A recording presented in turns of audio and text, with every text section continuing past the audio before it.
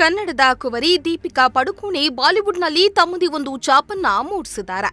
ಸದ್ಯ ಒಂದು ಮಗುವಿನ ತಾಯಿಯಾಗಿರುವ ದೀಪಿಕಾ ಕಲ್ಕಿ ಸಿನಿಮಾದ ನಂತರ ಒಂದು ಬ್ರೇಕ್ ಅನ್ನ ತೆಗೆದುಕೊಂಡಿದ್ದಾರೆ. ದುವಾ ಪಡುಕೋಣೆ ಹುಟ್ಟಿದ ಬಳಿಕ ಮೊದಲ ಬಾರಿಗೆ ಸ್ಟೇಜ್ ಒಂದರಲ್ಲಿ ಕಾಣಿಸಿಕೊಂಡಿದ್ದಾರೆ ದೀಪಿಕಾ ಪಡುಕೋಣೆ. ಅದು ಬೆಂಗಳೂರಿನ ದಿಜ್ಲಿತ್ ದೊಸಂಜು ಸಂಗೀತ ಕಚೇರಿಯಲ್ಲಿ. ನಮಸ್ಕಾರ ಬೆಂಗಳೂರು. ನಾನು ನಿನಗೆ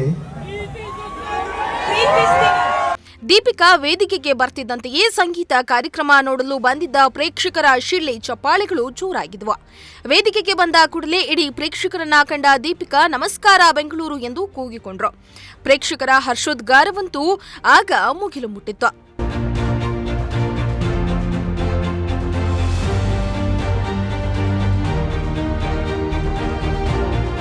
ದೀಪಿಕಾ ಪಡುಕೋಣೆ ನಮಸ್ಕಾರ ಬೆಂಗಳೂರು ಎಂದಾಗ ದಿಜ್ಲಿತ್ ನಾನು ಈಗಾಗಲೇ ಇದನ್ನ ಹೇಳಿದ್ದೇನೆ, ನಮಸ್ಕಾರ ಬೆಂಗಳೂರು ಹೇಗಿದ್ದೀರಿ ಎಂದು ಕೇಳ್ತಿದ್ದೇನೆ ಎಂದಾಗ ನಟಿ ದೀಪಿಕಾ ನಾನು ಚಿಕ್ಕವಳಿದ್ದಾಗ ಶಾಲೆಯಲ್ಲಿ ಕನ್ನಡವನ್ನ ಕಲ್ತಿದ್ದೇನೆ ಎಂದು ಹೇಳಿದ್ರು. ಅದರ ಜೊತೆಗೆ ನಾನು ನಿಮ್ಮನ್ನ ಪ್ರೀತಿಸ್ತೇನೆ ಎಂದು ಕೂಡ ಹೇಳಿಕೊಟ್ರು. ಇದರಿಂದ ಪ್ರೇಕ್ಷಕರ ಹರ್ಷೋದ್ಗಾರ ಮತ್ತಷ್ಟು ಹೆಚ್ಚಿಸಿತು.